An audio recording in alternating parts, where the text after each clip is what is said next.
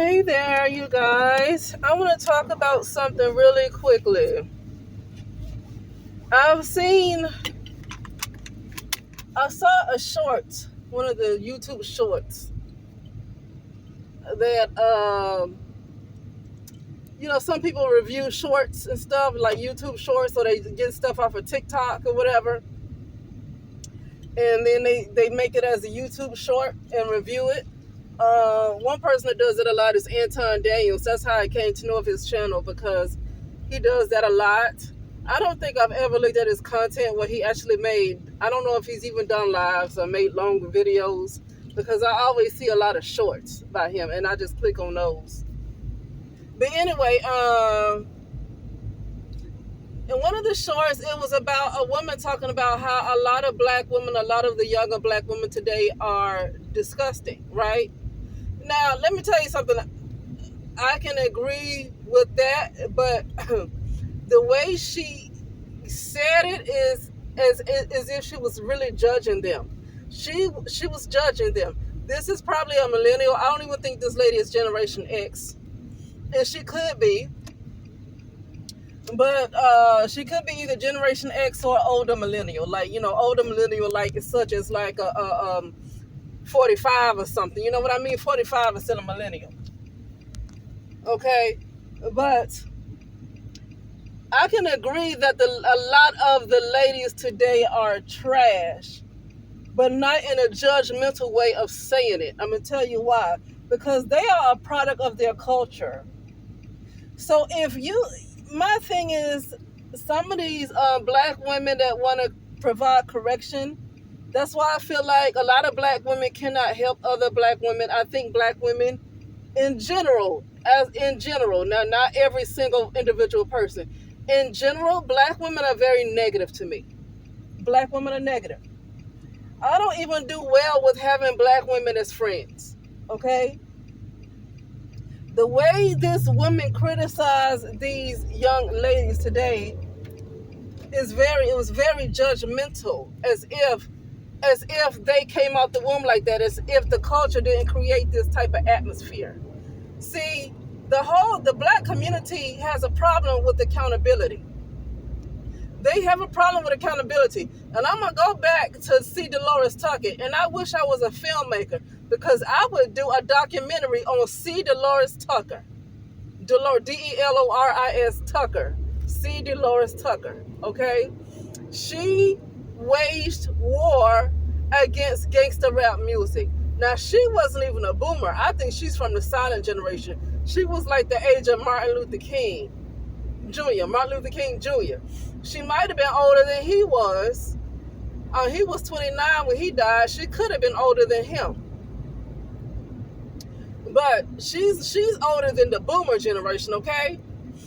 And in the 90s, she waged war against gangster rap music.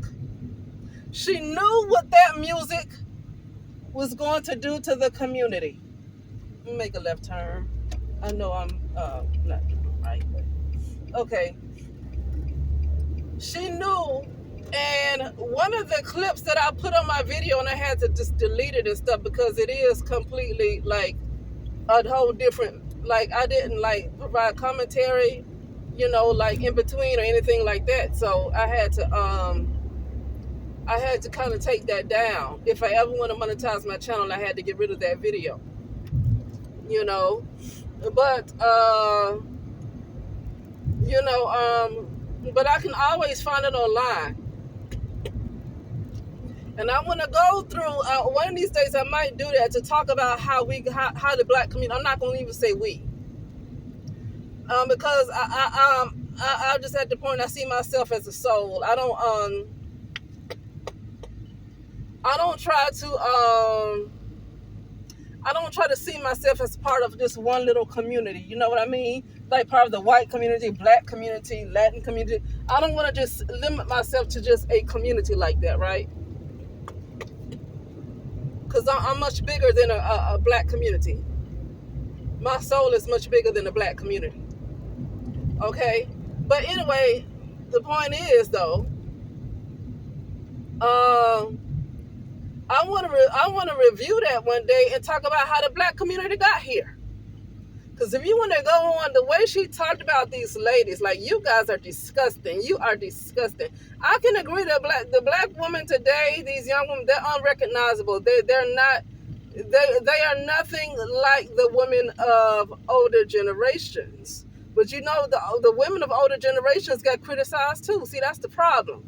When you always find something wrong with somebody, they can always get worse. Let me tell you something. This generation of women, why not offer to mentor these women? This lady looked like she got the personality, right? Because you're gonna need a bit of an assertive, not necessarily aggressive. Because if you're aggressive, you ain't to me. When a person is just aggressive with no class, no real tactfulness, I think they're just as bad as the trash they talk about, right? I don't like aggression like that, because I feel like if you don't have any type of class to you, no tactfulness, you're trash too. You're just trying to bully somebody. You're trash too, okay? And people like that like to give advice, but they don't understand. They trying to pull out the they got 3 logs in their eye while they trying to pull out the log in one person's eye, okay? But this lady looked like she has the type of personality it takes to at least get one of those ladies and mentor at least one of those ladies, at least mentor one. She looked like she got the personality. She talked like she got the personality, because you're gonna need a stronger personality. You can't act shy around the black community. you can't be no shy person. You cannot look like you don't have confidence with the black community. You can't do it. This lady looked like she could be a person, instead of her sitting there on her butt criticizing some of these young ladies today. Why not offer, just get one of them? Why not offer some kind of advice, mentor them or something? A lot of them ain't gonna listen, but a lot of people don't freaking listen. A lot of them gonna be hard-headed, because I'm gonna tell you something. Black women collectively in general are rebellious. And I'm talking about rebellious against the Holy Spirit. I ain't talking about rebellious against toward no man that wants you to submit to his ego. All right, I'm not talking about that. So you got a lot of Hebrew Israelite men that like to get on black women about being rebellious because they want somebody to submit to them. Okay, I ain't talking about that kind of submission, because a lot of them don't have the Holy Spirit in them. A lot of them are very ungodly. A lot of them are into polygamy, and they want somebody to submit to that. No, I ain't talking about that kind of submission. Okay, because they'll drag you straight to the lowest pits of hell. But they want you to submit to them dragging you to the lowest pits of hell. Okay, so I'm not talking about rebellious in that way. I'm saying that black women in general are rebellious towards the Holy Spirit. And I want to say something about this young lady that judged those women like that, because I can agree that what we see now is literally the black women they're spiritually dead. A lot of them are completely gone. But to sit there and the way she spoke about them, it was very, very, very judgmental. Very judgmental. It's almost like she could spit on them the way she judged them. Okay? You need to, a woman like that, since you so wise, why don't you find one of those y'all? Obviously, they are lost. And they didn't get that way by happenstance. This is a result of a particular culture. And while you talking about the women, what about drill music? You got to see how these ladies got here. And I'm not about to blame black men, because black women have a responsibility if they want to support men who constantly degrade them. If they want to continue to support that, that's their fault too. So I'm not about to just blame black men, but she needs to look at both sides. If you want to talk about how low the women have got, you might want to talk about how bad the men have gotten too. But I realize she's not going to address the men because she is a woman. I don't really address men because I'm a woman. So I don't really address men, even though I can see. You know, people talk about how black women like to wear weaves and wigs and fake eyelashes and fake eye nails. But nowadays, you got a lot of black men You got just as many black men nowadays wearing weaves and fake nails and eyelashes. You got just as many black men as black women wearing fake nails and fake hair. And I feel like that's the chicken coming home to roost. Because I wasn't looking at YouTube around 2006, 2007 and all that stuff. But I caught wind of all of the bashing of black women. I caught wind of it 2014. That's when I caught wind of it. Okay, that's when I first heard about Tommy Sotomayor, and then after that, I started hearing about Sergeant Willie Pete. I started hearing about him and how they were constantly. Tommy Sotomayor was the worst for it, constantly getting on black women for wearing weaves and calling them hair hats. And now you got a lot of black men who are hair hats. You probably got just as many, or if not more, black men who are hair hats than you have black women that are hair hats. Where are the black men who are going to talk about that? So I'm saying it goes both ways. It's a problem with the culture. You want to talk about how these women are trash. How did they get there? Don't just call them trash. How did they get there? And then you have women online right now telling these ladies what they should and should not believe. I can see if you want to talk about Jesus Christ, whether he existed or not. Okay, I'm fine with that. But to tell them to completely abandon the Bible, I feel like it's error. And you're putting the nail in the coffin to black women spiritually when you remove her from the Bible. I'm telling you, you are.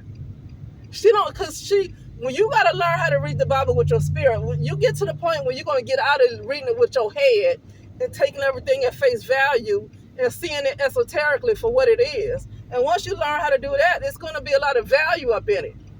But you having a lot of black women today telling folks to get rid of the Bible. So they are putting the nail in the coffin to black women's spirituality. Okay? But let me get back to this thing where she calling these women trash. I want to talk about C. Dolores Tucker. When C. Dolores Tucker came out in the 90s, and she waged war against gangster rap, one of the videos was of her talking about Snoop Dogg's album, and it was called Doggy Style. That might have been his second album, because I think the first album might have been The Chronic. I can't remember. And I think the second album was Doggy Style. And on the cover, it was a CD. That's back then when they had CDs. And on the cover of the CD is a woman that have a face like a dog, but she had the body like a woman, and she had her butt up in the air like they was about to do something doggy style, right? And C. Dolores Tucker called it pornographic smuts. And she was right. She was waging war against that. You had Tupac, I think Eminem, and other rappers, other black male, and Eminem is white. I don't know if he did something. I believe he did, because she was going after Dr. Dre. Because Dr. Dre brought Snoop Dogg onto the scene. So she was really going after Dr. Dre too. Even if she didn't go after his music personally, she was still going after Dr. Dre, because Snoop came from Dr. Dre.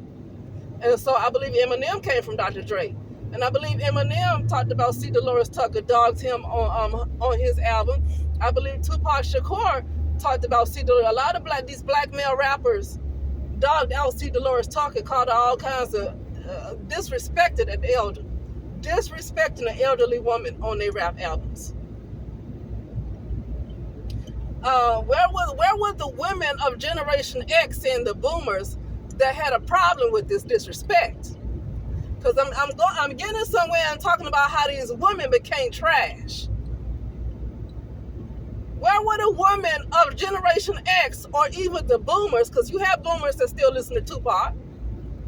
You have boomers that still listen to that knew about Snoop Dogg music. Where were they to check these young men for talking about an elderly woman, not respecting their elders and not respecting the elderly woman? Okay? There was never any woman to ever stop these men from making degrading lyrics. Now, I was kind of born into it. I'm Generation X, but I'm like a young Generation X. I'm closer to a millennial. I was born at the end of the Generation X, that generation. I was born at the end of it. So I'm closer to a millennial. So I was kind of born into hip hop. And when you're born into it, sometimes you don't know to say that something is wrong with it until you get in your late 30s or 40s. And you realize how messed up it was. But it's all in your system. You grew up on it. Now, for the boomers, they didn't grow up on that kind of music. They really should have been the one to check that. Snoop Dogg's mother, Dr. Dre's mother, I don't care, all of their mothers should have cut them off and said, you will not come back in my house. You are cut off from this family. If you come out with that music, if you put that music out there, you are cut off from this family. These rappers have mothers. These rappers have mothers and fathers. And what their parents did, they let them keep creating trashy music that they knew were trashy because they came from a generation where the music was better.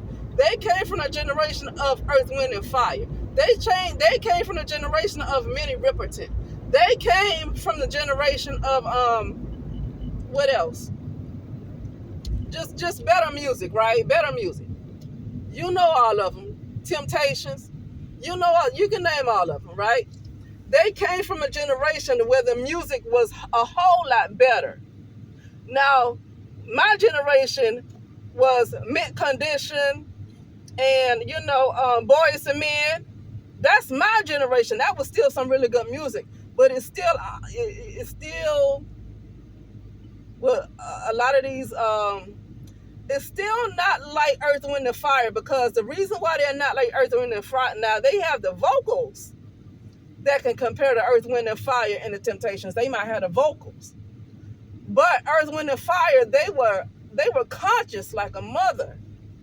I realized that the boomers, during the 70s and the 60s, I feel like that's where the consciousness really rose. I think that's when black people right there, I feel like that's when black people were the highest in consciousness right there. When I listen to Earth, Wind, and Fire, when I listen to Roy Ayers, R-O-Y, I think it's A-Y-R-E-S, Roy Ayers, you listen to his music, they were extremely conscious. They were conscious, okay? I feel like that was a time when the consciousness was the highest in the black community. And I feel like that generation should have, that was the generation that raised the Snoop Doggs. That was a generation that raised the Dr. Dre's, okay, the Ice Cubes. That was a generation that raised those men. So why you allow, as parents, why you allow your sons to go out and make that kind of music against women and to make music about murdering and crime, and you don't check your own child about this? Because it goes back further. And because you don't check it right when it starts, the cancer continues to grow. And now that the cancer is completely out of control, well, you don't have a choice but to delete some people. I ain't gonna lie. You don't have a choice but to go on ahead and delete them. Okay? I'm just saying. You've gotten to the point of no return. You want to blame the generation that is the result of stuff that's been going on for over 50 years. You want to blame the generation that got to the lowest point. But you don't want to talk about where this stuff began. Okay? But anyway, you guys, that's all I got to say. And I will talk later.